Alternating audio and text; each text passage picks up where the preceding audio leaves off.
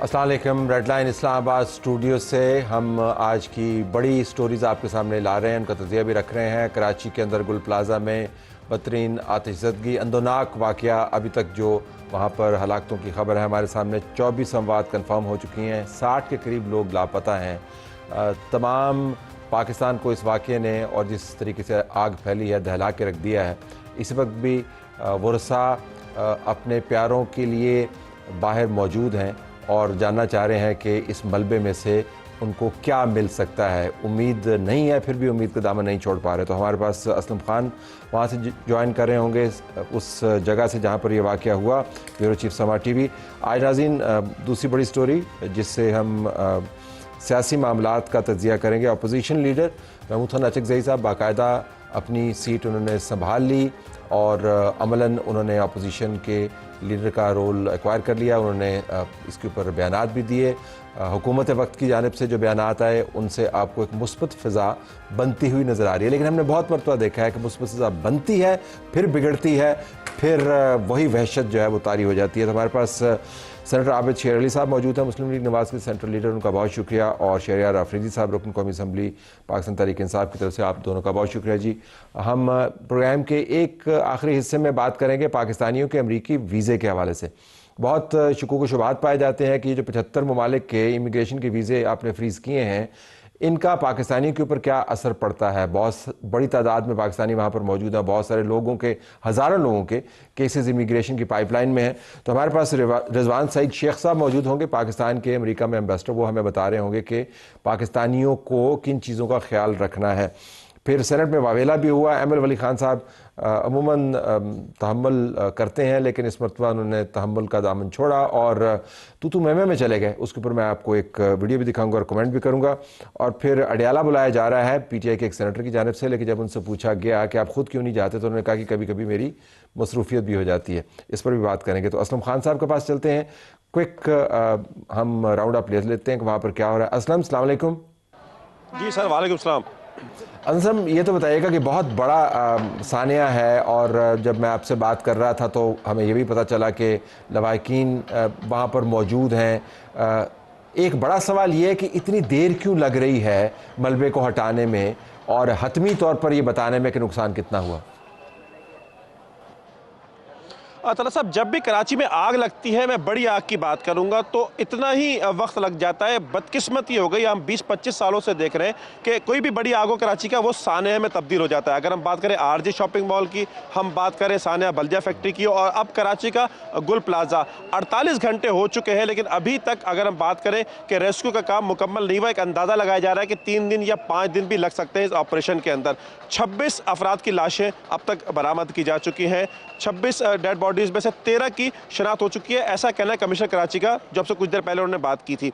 और अगर हम बात करें कि जो लापता है उनकी तादाद तकरीबन 50 अफराद ऐसे हैं जो अभी तक मिसिंग है। अगर हम बात करें 10:16 पर आग लगी और 10:26 पर पहला फायर टेंडर पहुंचा, ऐसा कहना है वज़ीर आला सिंध का। लेकिन आप ये अकब में देख सकते होंगे कितनी बड़ी तबाही हुई है इस शॉपिंग सेंटर में कि यह मुकम्मल तौर पर जलकर राख हो गया। गो कि जो उसका नक्शा था उसमें 10,017 दुकानों की गुंजाइश थी और 1200 से ज़ायद दुकानें बनाई गई। तकरीबन 179 दुकानें जो है वो गैर कानूनी तौर पर बनाई गई। इसकी राहदारी में भी दुकानें थी, और जो दरवाजे थे और जो पार्किंग का था वहाँ पर भी दुकानें बना दी गई थी। ये एक चीज़ें अगर बात करें कि हुकूमत की जिम्मेदारी थी कि इन चीज़ों को रोके, लेकिन आपका सवाल था इतनी देर क्यों हो गई।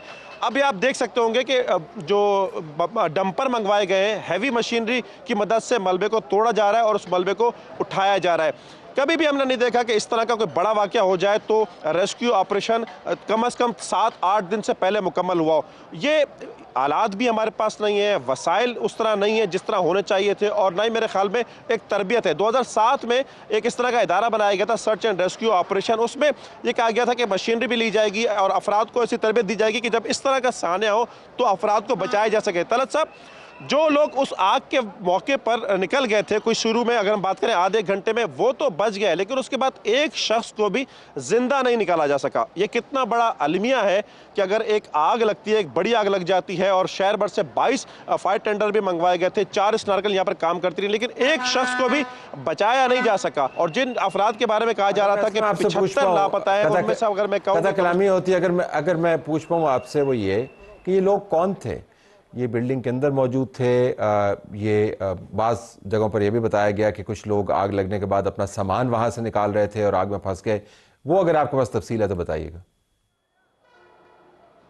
دیکھیں طلعت صاحب، اس میں بہت سے عام شہری تھے. اس میں لوگ یہاں آپ کو یہ میں بتاؤں کہ گل پلازا کراچی کا ایک ایسا شاپنگ سینٹر ہے کہ کراچی میں جو بھی آپ کو شاپنگ کے لیے چاہیے ہو، چاہے اگر وہ کاسمیٹکس کا ہو، پرفیومز ہو، اگر آپ بیرون ملک سفر کر رہے ہو، بیگ ہو، خواتین کے بیگ ہو، ہر چیز کے لیے اور مناسب داموں پر تو لوگ گل پلازا کا رخ کرتے ہیں. اتنا مشہور اور آئیکونک میں کہوں گا کہ یہ ایک شاپنگ پلازا ہے. دکاندار یہاں تھے بہت بڑی تعداد میں، اور خواتین بھی تھیں، بچے بھی یہاں پر ہیں.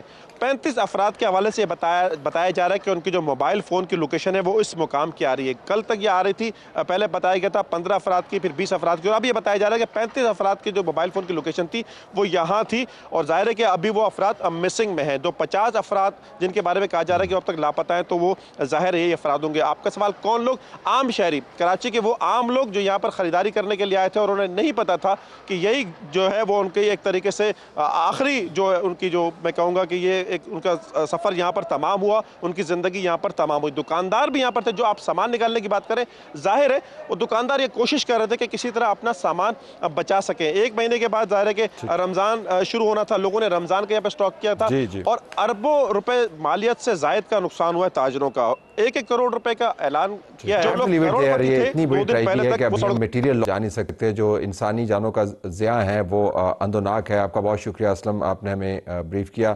دونوں مہمانوں کی طرف سے اگر آپ اس کے اوپر کومنٹ کرنا چاہیں، اس کے بعد پھر ہم آغاز کرتے ہیں. گو ہیڈ. بسم اللہ الرحمن الرحیم. سب سے پہلے بہت شکریہ طلعت بھائی. یہ جو المناک واقعہ ہے، اس نے بے شک پوری پاکستانی قوم کو جس اضطراب میں مبتلا کیا ہے، اور دل کی عطا گہرائیوں سے اللہ سے دعا ہے کہ اللہ ان کی 26 جو ڈیڈ باڈیز ملی ہیں، اللہ پاک ان کی اپنے دربار میں شہادت قبول کرے اور ان کے ورثاء کو صبر جمیل دے. اور باقی لوگ اللہ کرے کہ وہ ان کی زندگیاں محفوظ ہوں، اور ان کو انشاءاللہ ہمیں امید پازیٹیو رکھنی چاہیے کہ ہماری جو بھی سٹیک ہولڈرز ہیں وہاں پہ جو لگے ہوئے ہیں اس وقت، وہ ان کو ریکور کرنے میں کامیاب ہو جائیں. بٹ سوالات کیا ہیں؟ کوئی پوائنٹ سکورنگ نہیں ہوگی. ہم نے دیکھیں جی، social compliance, security and safety measures, یہ اوبلیگیٹری ہے. آج کی مہذب دنیا میں اگر آپ ریاست صرف اپنی ذات کی حد تک یا اپنے ایک سوچ کے تحت محدود رہیں تو نقصان عوام کا اور ریاست کا ہوتا ہے. ابھی ہم نے نہ صرف ادارے بنانے میں ناکام رہے، اب مہذب دنیا سے سیکھنے کو بہت کچھ ہے. اب سب سے پہلے میرا سوال یہ ہے کہ جب پروونشل ڈیزاسٹر مینجمنٹ کی بات آئے، یا وہ ادارے جو ریسکیو کرنے والے ہیں، ان میں سکلڈ مین پاور ہونی چاہیے، ان کے پاس ان کی کیپیسٹی بلڈنگ ہو، ان کے پاس ایکوپمنٹ ہو، ٹیکنالوجی ہو. پھر ابو آل بائی لاز جو ہیں میونسپلٹی کے، کارپوریشن کے، وہ ان کو منوان امپلیمنٹ کرنا. کاغذ پہ سب کچھ موجود ہے، یہ سب کچھ جو ہے سب کچھ ہے، لیکن چیک اینڈ بیلنس نہیں ہے، ریوارڈ اینڈ پینلٹی نہیں ہے. اور دیکھیں، ایک شخص جو اپنے گھر کا کفیل، یا جو تاجر برادری، یا وہ لوگ جن کی ہارڈ ارنڈ منی ہے اربوں روپے کا، جس طرح بتا رہے ہیں نقصان. دیکھیں جی، پیسے تو ریکور ہو جاتے ہیں، لیکن وہ قیمتی جانیں ہیں. اب یہ سوالیہ نشان ہے کہ 18th امینڈمنٹ کے بعد ہم نے بڑی آسانی سے صوبوں کو بہت کچھ دے دیا. یہ کلیکٹیو رسپانسبلٹی ہے ریاست کے کہ تمام سٹیک ہولڈرز بیٹھیں، اور یہ نیشنل ڈیزاسٹر مینجمنٹ اور پروونشل ڈیزاسٹر مینجمنٹ کے بجائے تو میرے خیال میں ڈسٹرکٹ ڈیزاسٹر مینجمنٹ کو جانا. جی گو اہیڈ. آپ کر طلعت بھائی بہت شکریہ آپ کا. اس میں کوئی دو راہ نہیں ہے کہ یہ بڑا اندوناک واقعہ ہے، اور 50 کے لوگ جیسے مسنگ ہے، کافی جانیں جا چکی ہیں. اس سے اندازہ کر لے کتنے گھر اجڑ گئے.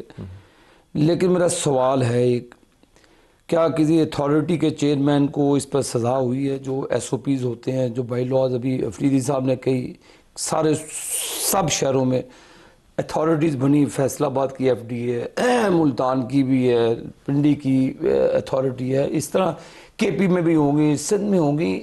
یہ کون لوگ ہیں؟ ان کو سزائیں کیوں نہیں دی جاتی؟ نمبر 1.